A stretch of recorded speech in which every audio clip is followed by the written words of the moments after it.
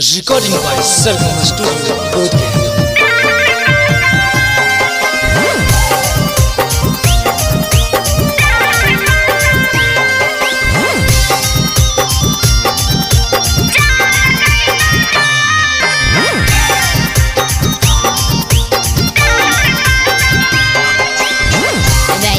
के संगे फोटो खिंचा के